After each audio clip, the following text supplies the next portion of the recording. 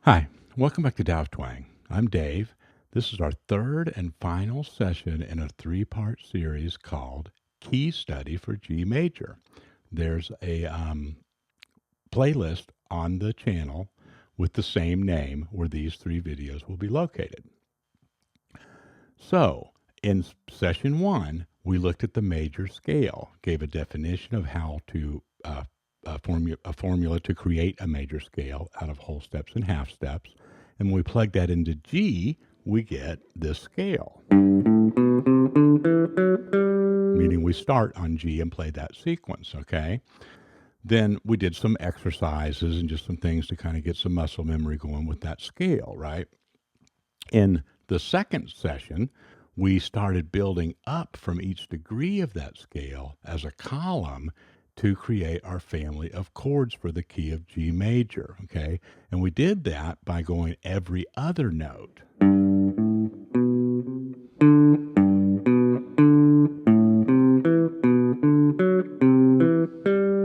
Okay? And we had that chart. If you saw those, we're going to have another one today here in just a second that's very similar to that, or just building on it. Today we're going to go up past the root third and fifth to the seventh, and then just touch briefly on extensions beyond that without going through all of them. So these concepts can be applied, of course, to any key, and this kind of way of deriving what your chords are is both serves you in terms of your musical knowledge, but also, it helps you map things out and really understand, how you're using your triads and other chord tones and things when you're improvising. And so at the very end of this one today, we'll just we'll apply this in real simple ways, like I just did. I did that little, and I just played an arpeggio, right? Or the chord tones in order, for each one of those chords.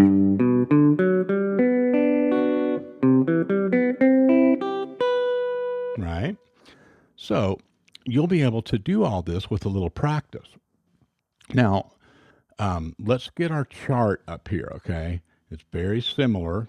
In fact, it's just the chart from the other two sessions. Each time, more information gets added to it, okay? But the foundational stuff's still the same.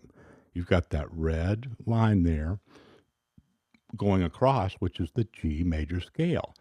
Everything in this family of chords in this key is made up of those 7 notes, okay, just in different stacking arrangements, right? That's a real important concept for all of this. Now, we're going to get right into it today. If you look at the bottom row there, where it says 1 major, 2 minor, 7, okay, in white, the Roman numerals indicate major or minor, right? And then it's kind of redundant, but I went ahead and put in that turquoise part for this third session. If you add a 7th, okay, by the same method that we got the triads, right? 1, 2, 3, 4, 5. Do the same thing. Keep going. Skip over the 6 and add the 7. If you do that using our rule of using just the notes that are in that scale sequence, you will end up with what's called a major 7th, which means it's 1 half step below the tonic or the root.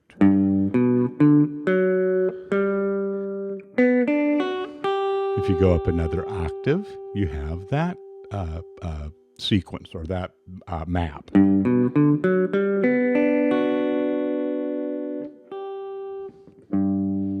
Okay, and you can do that for every degree of the scale. For example, if you start on the A and play the triad and add the 7th, using our same rule of notes taken from that sequence, from that major scale, you'll get root third 5 7. In that case, it's a flat 7, or as symbolized, a minor 7. That's always a flatted 7th. Okay, the next chord is also a minor 7 chord, but it's based on B. See that? and you're still just skipping every other one, or as you can see on that chart, you go up the column, right? Keep going, you get into 9th, 11th, right? It's always skipping another one. So we need an exercise for this, right? So it's kind of like the stuff we've been doing so far, but we're going to add that 7th in there, like.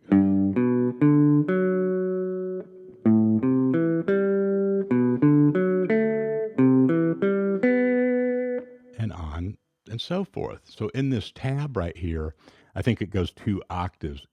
Let me pull it up.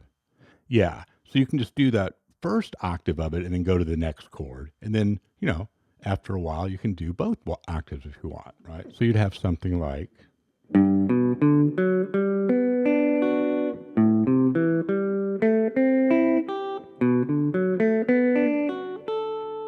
And so forth, right? Now, you're going to run out of neck down here, right? Out of if you don't start working your way up. So in this exercise, in this tab, you can see it goes on up. And I just included, there's a number of ways that you can play these in different positions. I just tried to include an arrangement of them that where you got, an example of different kinds of shapes. For example, you could do your D dominant 7th, okay? And just while we're at it, look down there where D is in red. That's a uppercase Roman numeral 7th. That's called a dominant 7th. It's a major triad with a flat 7, okay? Now you don't have to put flat 7 on there.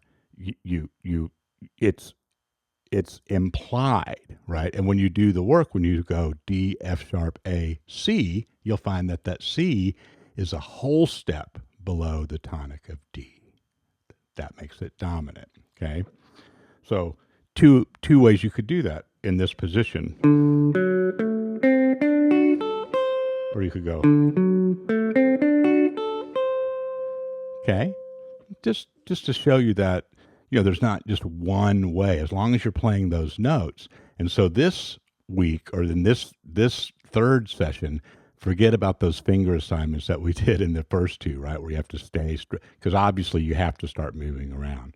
And I'm a believer in just kind of, the getting it done methods. Sure, there's better ways than others usually to finger something, but not everything, right?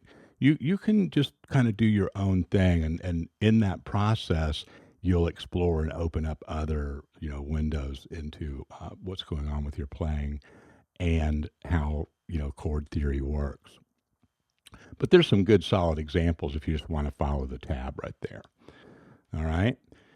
Now, just to kind of give mention to the 9, 11, and 13, you're doing the same thing. You're just continuing to go up every other note.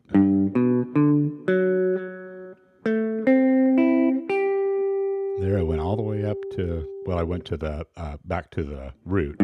But if I go root, 3rd, 5th, 7th, 9, my singing, I ran out of range.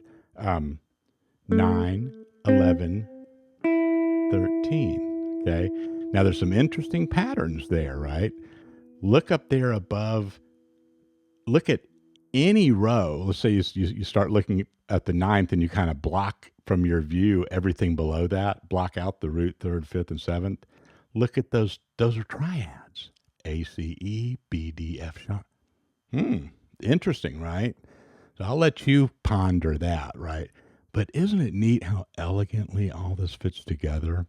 And when you see it this way, perhaps it shines a different light on it, right? But then back to your instrument, you just want to have, put this into your practice routine and just be able to play these arpeggios and stuff, right? And then you can, kind of where the fun starts here is you can start plugging it into kind of basic progression. So let's say we went.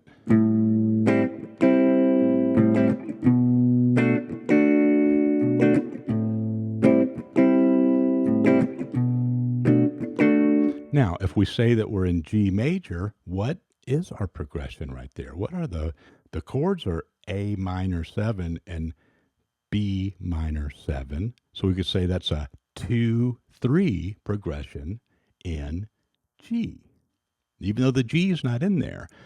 But those chords are derived from that G major scale, building up and creating that family. And then you could do some arpeggios and things that are similar to what you see in these exercises over those chords.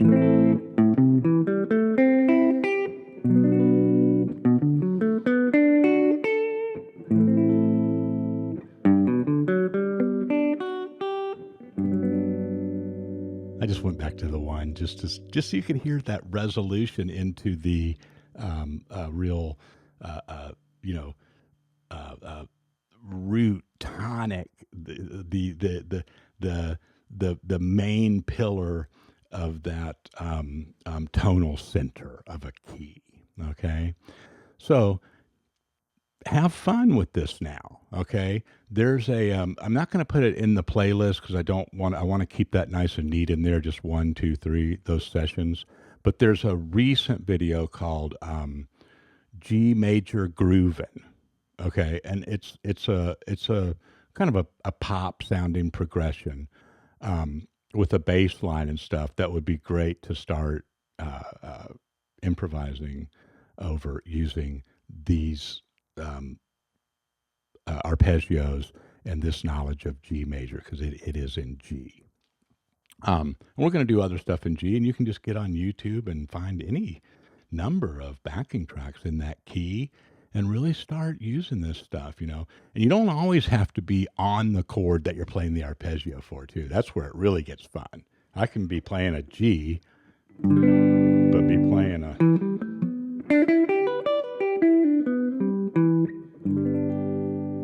an E minor arpeggio. Go back to your chart for a second. E minor? What? E minor 7? What? Why would I play that over G? Well, first of all, if you address it as being in the key, it's all good because it's all made to the same stuff. And then you can see right there that if you go up starting on the third, you've just got a G triad, G, B, D, and then F sharp would actually be the major 7 for that. I don't want to confuse you, but you see how get in there and start really, you know, do something on the guitar, but then look over at that chart and see if you can find it in there. And you're going to see how this all fits together in a really neat geometrical way. That kind of, you know, it's just kind of cool to know why our ears gravitate to a key and different changes and things the way that they do. Okay? Let me know how this goes. Talk to you soon.